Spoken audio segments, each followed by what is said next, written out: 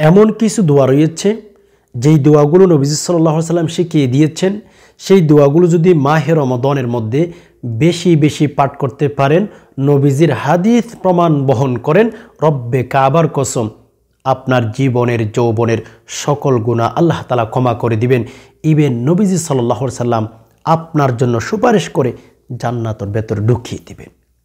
অনেকেই জিজ্ঞেস করে থাকেন যে হুজুর, মাহে রমাদান চলতেছে, আমার গুনাহ ক্ষমা করার জন্য, আমি জান্নাতের ভেতর যাওয়ার জন্য কোন কোন আমল বেশি করব, কোন কোন দোয়া বেশি বেশি পাঠ করব, অনেকে জিজ্ঞেস করে থাকেন, জানেন না। আমি আপনাদেরকে বলবো, যদি আপনার গুনাহগুলো ক্ষমা করাইতে চান এই মাহে রমাদানের মধ্যে, আপনি যদি একজন মুমিন হয়ে থাকেন, আমল করতেই চান, আমি বলবো আজকের ভিডিওটি আপনার জন্য। ভিডিওটি শুরু থেকে শেষ অবধি কন্টিনিউ করুন, অনেক কিছু জানতে পারবেন ভাই। আজকে আমরা কিছু জানি না, না জানার কারণে দেখেন মাহে রমাদান চলতেছে, অনেক বৃদ্ধ বাবাদেরকে দেখা যায়, বৃদ্ধ দাদাদেরকে দেখা যায় সেহরি খাচ্ছে, সেহরি খাওয়ার পরে আবুল বিড়ি টানতেছে। ইফতার করেছে, ইফতারি করার পরেই আবুল বিড়ি টানা শুরু করে দিয়েছে। এটা কোন ধরনের হালত ভাই আপনাদের? এটা কোন ধরনের মুমিনের পরিচয়? অথচ সেহরির সময় দোয়া করলে আল্লাহ তাআলা দোয়া কবুল করে থাকেন, অসংখ্য গণিত বান্দাদেরকে ক্ষমা করে থাকেন, আর সে সময় আপনি সেহরি খাওয়ার পর আবুল বিড়ি নিয়ে পড়ে আছেন। এটা কোন ধরনের মুমিনের পরিচয় দিচ্ছেন আপনি? মাগরিবের সময় ইফতার করেছেন তো ভালো কথা, আলহামদুলিল্লাহ, সে সময় আপনার আবুল বিড়ি খেতে হবে কেন? এত আমরা মুমিন এত অপকর্মের সাথে জড়িত হয়ে গেছি, নিজেরাও জানি না। ইবাদত বন্দিগির ক্ষেত্রে আমরা কিন্তু অনেক অনেক দূরে। নারী বলেন, পুরুষ বলেন, শিক্ষিত বলেন, অশিক্ষিত বলেন, বৃদ্ধ বলেন, যুবক বলেন, সকলেই কিন্তু গুনাহের কাজ করার জন্য প্রতিযোগিতা শুরু করে দিয়েছে। কোন নারী কোন পুরুষ আছেন, কোন শিক্ষিত কোন অশিক্ষিত আছেন যে সবসময় প্রত্যেক দিন যখন ঘুমাইতে যান 5টা মিনিট আল্লাহ তাআলার কাছে ক্ষমা চাইতে পারেন? অথচ এমনও তো নারী পুরুষের অভাব নেই দেশের মধ্যে, যখন ঘুমাইতে যায় নেট চালু করে যা দেখার সব দেখে ফেলে। এদেরকে মুসলমান বলে না ভাই। মুসলমান বলা হয়ে থাকে ওই সমস্ত ব্যক্তিদেরকে যারা একটি গুনাহকে পাহাড়ের চেয়ে বই মনে করবে। আমি যদি একটু বলি আপনাদেরকে, লজিক্যালি যুক্তি দিয়ে বুঝাইতে চাই, একটা পাহাড় ধরেন আপনার মাথার উপর যদি পড়ে, তাহলে আপনি মনে করবেন হাই হাই, পাহাড়টা আমার মাথার উপর পড়তেছে, আমি তো বেঁচেই থাকবো না, আমি তো মারাই যাব, একথা আপনি ভাববেন বা একথা আপনি বলবেন, তাই না? যেমন একটি পাহাড় আপনার মাথার উপর পড়তেছে, আপনি টেনশন করবেন না তো কি করবেন? টেনশন অবশ্যই করবেন, যে কারণ আপনি মাথার উপর যখন আপনার পাহাড় পড়বে মাথার উপরে, তাহলে কিন্তু আপনি তো জানেন যে আপনি বাঁচবেন না, আপনি মারা যাবেন, চিন্তা করবেন সেখান থেকে বাঁচার জন্য, দূরে সরিয়ে যাওয়ার জন্য চেষ্টা করবেন, অন্তত যতটুকু পারেন চেষ্টাই করবেন। মুমিন বলা হয়ে থাকে, কিতাবের মধ্যে এসেছে, একটা গুনাহকে পাহাড় যে আপনার মাথার উপর পড়লে যত বই আপনার মনের মধ্যে আসবে, একটা ছোট্ট গুনাহকে কিন্তু তার চেয়ে আরো বেশি বেশি বই করতে হবে ভাই। এখন তো আমরা বই করি না, এখন তো আমরা আরো গুনাহের কাজ খুব স্বাদ নিয়ে করে থাকি। একটা ঘটনা মনে পড়ে গেল, আমি আপনাদেরকে বলে দিচ্ছি, রাগ করবেন না ভাই। ওয়াল্লাহি সেজন্য আমাদের সংসার, ব্যক্তিগত জীবন, পারিবারিক জীবন, সামাজিক জীবন একেবারে তিলে তিলে ধ্বংস হয়ে যাচ্ছে, একেবারে ধ্বংসর পথে। আমরা নবীজি সাল্লাল্লাহু আলাইহি সাল্লামের পদ্ধতিগুলোকে মেনটেন করতে পারতেছি না। একটা ঘটনা এভাবে এসেছে আগের যুগের মধ্যে, বান্দা এমন একটা সময় ছিল, নারী পুরুষ যুবক যুবতী সবসময় আল্লাহ তাআলার ইবাদত বন্দি করার জন্য তারা মরিয়া হয়ে যাইতেন। এক যুবক ছিল, আমি বলতেছি আপনাদেরকে শুনেন, যে এক যুবক ছিল সারা রাত দাঁড়িয়ে নামাজ পড়তেন, আবার দিনের মধ্যে সারা দিন রোজা রাখতেন, প্রত্যেকটা দিন। একদিন দুদিন এভাবে যখন বছরের পর বছর চলতে ছিল, মানুষ বলা বলে শুরু করে দিয়েছিল গ্রামের মধ্যে যে আমাদের দেশের মধ্যে তো কোনো মানুষ যখন হঠাৎ নামাজ পড়া শুরু করে দিয়ে থাকে তখন মানুষ তাকে নিয়ে অনেক কটূক্তি করে থাকে, হ্যাঁ কোথায় ধোঁকা খেয়েছে অথবা কোথায় কষ্ট পেয়েছে, ব্যবসায় লস হয়েছে, নামাজ পড়া শুরু করে দিয়েছে, এখন আমাদেরকে ভালো দেখাচ্ছে, অনেক কটূক্তি করে থাকে। আচ্ছা যাই হোক, সেদিকে যাচ্ছি না। যে এক যুবক ছিল, রাতের মধ্যে সারা রাত দাঁড়িয়ে দাঁড়িয়ে নামাজ পড়তেন, আর হচ্ছে প্রত্যেকটা দিনের মধ্যে রোজা রাখতেন। মানুষ বলা শুরু করে দিয়েছিল গ্রামে যে পাগল হয়ে যাবে, তার চিড়ে যাবে, মানে চিড়ে যাবে যেটা বলে। আচ্ছা যাই হোক, তো হঠাৎ করে কয়েকদিন পর যে কথার সেই কাজ, ঘুম থেকে উঠছে রাতের মধ্যে, ঘুম থেকে ওঠার পরে, রাতে ঘুমিয়েছিল তো হচ্ছে ঘুম থেকে ওঠার পরে বলা শুরু করে দিল, আইনা আইনা আইনা বলতেছে, মানে কোথায় কোথায় বলতেছে। একথা বলে বলে যখন নিজের ব্যক্তিগতভাবে চলাফেরা করতেছিল, ওই ব্যক্তি ছিল, ওই যুবক ছিল অনেক অনেক আল্লাহ তাআলার প্রিয় বান্দা। তো আইনা আইনা যখন বলা শুরু করে দিল, মানুষ বলা শুরু করে দিল যে আমরা বলছিলাম না তার চিড়ে যাবে, চিড়ে গেছে, পাগল হয়ে গেছে। হঠাৎ করে তাকে জিজ্ঞেস করা হয়েছিল যে তুমি এই শব্দটা কোথায় থেকে এনেছ, আইনা আইনা এটা কি? এটা হচ্ছে আরবি একটা শব্দ। তখন ওই যুবক মানুষদেরকে বলেছিল, তোমরা দেখো যে আমি যখন ঘুমিয়েছিলাম, ঘুমের স্বপ্নের মধ্যে আমি দেখতেছি যে কতগুলো মেয়ে পানির জন্য আসতেছিল, সুন্দর চমৎকার একটি বাগান। তখন আমি সেখানে গেলাম, সেখানে যাওয়ার পর তাদের কাছে যখন আমি গেলাম, তারা আমাকে বলল, এখানে কি জন্য এসেছো তুমি? তোমার স্থান হচ্ছে আরো সামনে। ওই নারীগুলো, ওই মেয়েগুলো অনেক অনেক সুন্দর ছিল, যেগুলো বর্ণনা ওই যুবক বলতেছে আমি বর্ণনা করে কখনো শেষ করতে পারবো না।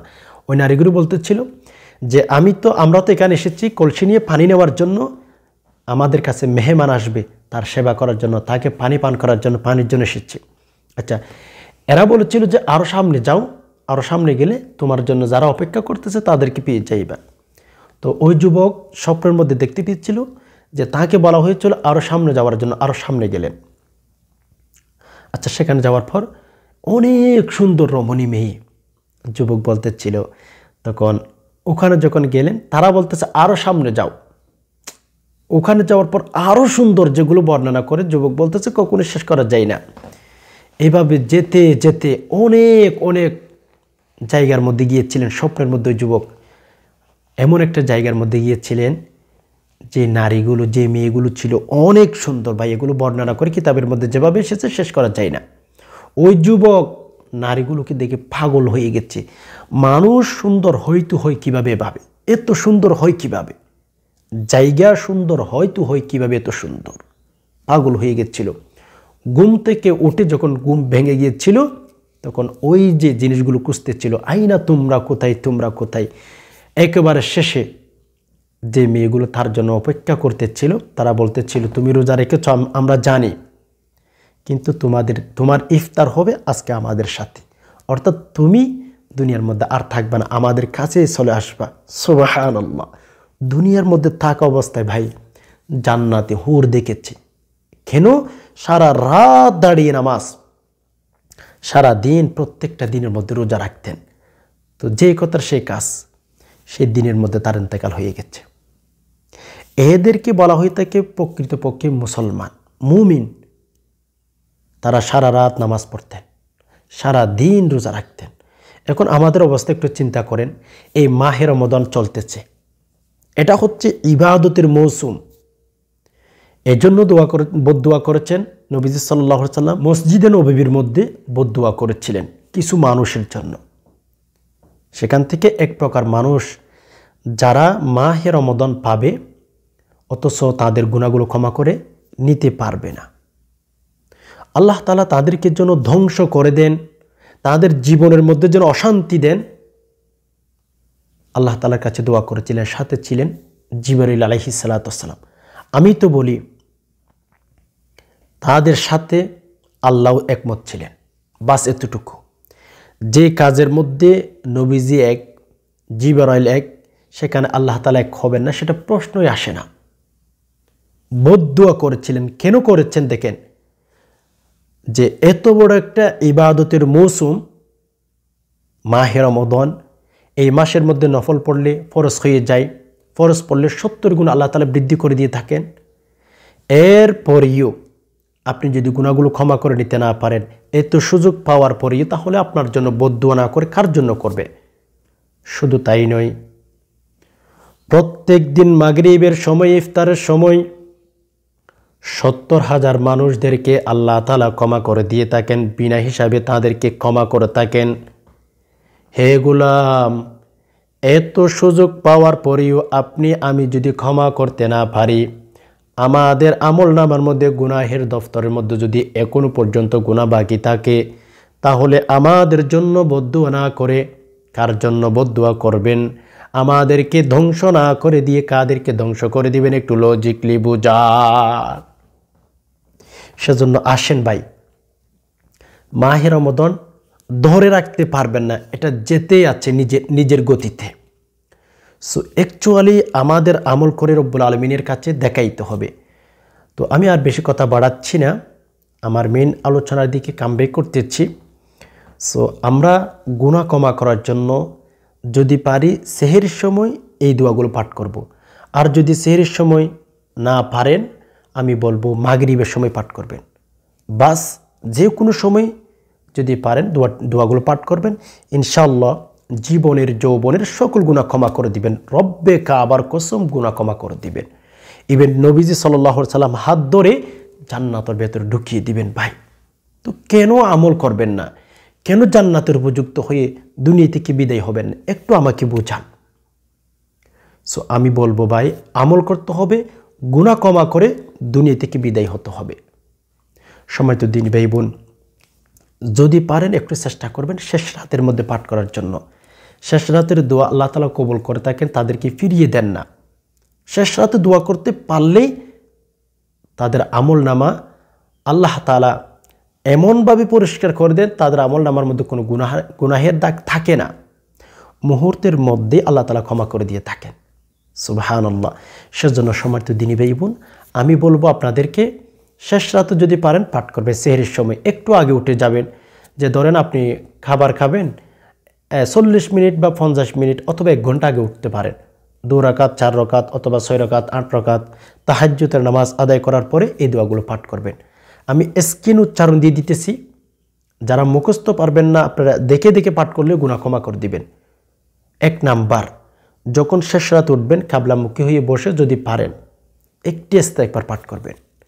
কারণ নবীজি সাল্লাল্লাহু আলাইহি সাল্লামের কথা যদি পাঠ করতে পারেন, বান্দা যদি সকালে পাঠ করেন, সেই দিনের মধ্যে যদি মারা যান, তাহলে আল্লাহ তাআলা আপনার জন্য জান্নাত অবধারিত করে দিবেন। সকালে পাঠ করলে সেই দিনের মধ্যে ইন্তেকাল করলে, বিকালে পাঠ করলে সে রাতের মধ্যে ইন্তেকাল করলে, তো কেন পাঠ করবেন না ভাই? যেটাকে আমরা সকলে চিনি সাইয়্যিদুল ইস্তিগফার হিসাবে প্রসিদ্ধ। আমি স্ক্রিন উচ্চারণ দিয়ে দিতেছি, আমার সাথে সাথে দুইবার রিপিট করে ইনশাআল্লাহ শিখে নিতে পারবেন। যদি পারেন অবশ্যই শেষ সাথে এই ইস্তিগফারটি একটা বার পাঠ করবেন।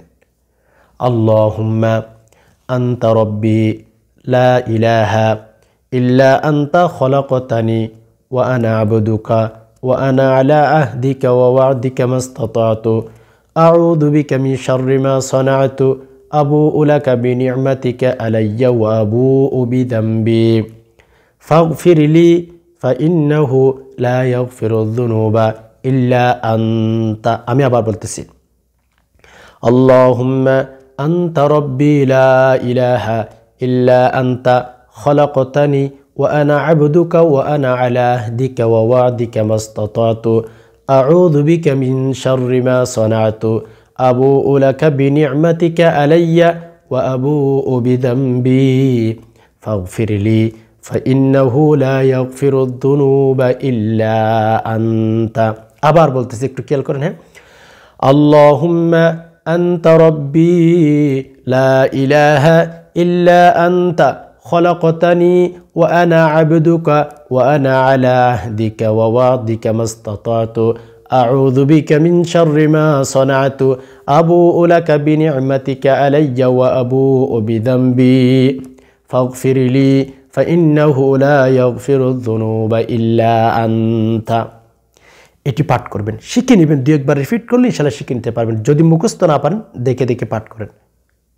আল্লাহ তাআলা জীবনের যৌবনের গুনাহ ক্ষমা করে দিবেন। এক জানাকুরকে, এক জালেমকে আল্লাহ তাআলা ক্ষমা করে দিয়েছিলেন এই ইস্তেগফার পাঠ করার কারণে। আমি অনেক আগেই সে ঘটনাটি বলেছিলাম। সো আমি আজকে বলতেছি না, অনেক বড় একজন ব্যক্তি জানা করেছিল কবরস্থানের মধ্যে।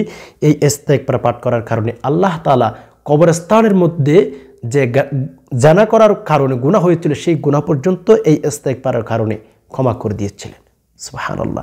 সো আপনাকে কেন ক্ষমা করবে না, আমাকে কেন ক্ষমা করবে না ভাই? দ্বিতীয় নম্বরে আমরা নবীজির সুপারিশ পাওয়ার জন্য একটি দোয়া পাঠ করব। যদি পাঠ করতে পারেন নবীজির সুপারিশ আপনার জন্য অবধারিত হয়ে যাবে। স্ক্রিনে লক্ষ্য করুন, দোয়াটি হচ্ছে রদিতু বিল্লাহি রাব্বাও ওয়া বিল ইসলামি দীনাও ওয়া বিমুহাম্মাদিন সাল্লাল্লাহু আলাইহি ওয়াসাল্লাম নাবিয়্যান ওয়া রাসূলা। রদিতু বিল্লাহি রাব্বাও ওয়া বিল ইসলামি দীনাও ওয়া বিমুহাম্মাদিন সাল্লাল্লাহু আলাইহি ওয়াসাল্লাম নাবিয়্যান ওয়া রাসূলা। রদিতু বিল্লাহি রাব্বাও ওয়া বিল ইসলামি দীনাও ওয়া বিমুহাম্মাদিন সাল্লাল্লাহু আলাইহি ওয়াসাল্লাম নাবিয়্যান ওয়া রাসূলা। এই দোয়ার কথা যা এখন বলেছি, এটি যদি পাঠ করতে পারেন নবীজির সুপারিশ আপনার জন্য অবধারিত হয়ে যাবে।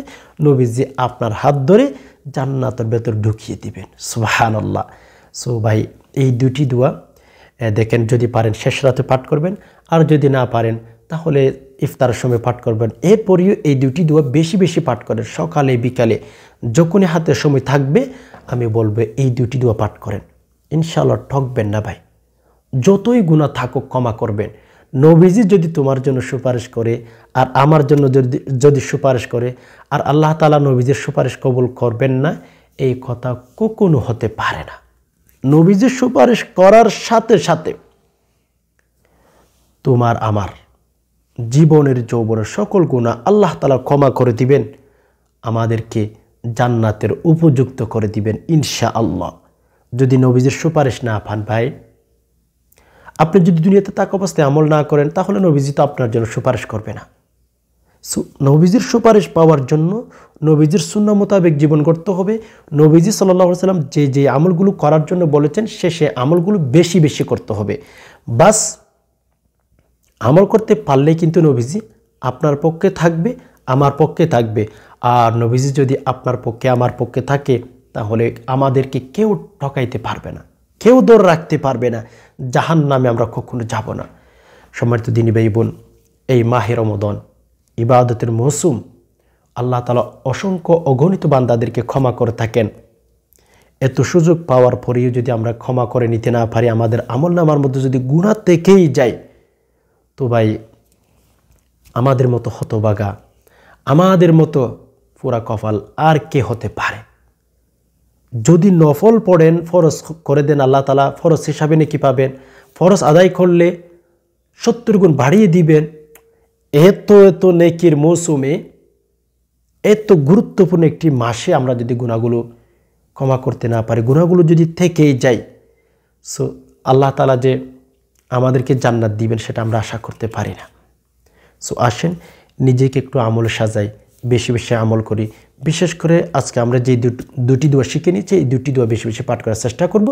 ইনশাআল্লাহ আমল নামা ডান হাতে পাবো, আল্লাহ তাআলা আমাদেরকে জান্নাত দিবেন। আশা করি বিষয়টি বুঝতে পেরেছেন। আল্লাহ তাআলা সকল মুসলিম উম্মাহকে এই মাহে রমাদানের মধ্যে বেশি বেশি ইবাদত বন্দি করার তৌফিক দান করুক, আমিন। বিশেষ করে এই দুটি দোয়া যেন বেশি বেশি পাঠ করতে পারি, সেই প্রচেষ্টা আমরা চালিয়ে যাওয়ার চেষ্টা করব। সম্মানিত দিনী ভাই বোন, এতক্ষণ পর্যন্ত যে সমস্ত ভাই বোন সময় দিয়ে সবর করে ভিডিওটি দেখছেন, আল্লাহ তাআলা আপনাদের সকলকে শান্তিতে রাখুক, নিরাপদ রাখুক, আমিন। হাদা মা ইনদি ওয়াল ইলমু ইনদাল্লাহ, আলাইহি তাওয়াক্কালতু ওয়া ইলাইহি উনীব। আসসালামু আলাইকুম ওয়া রাহমাতুল্লাহি ওয়া বারাকাতুহু।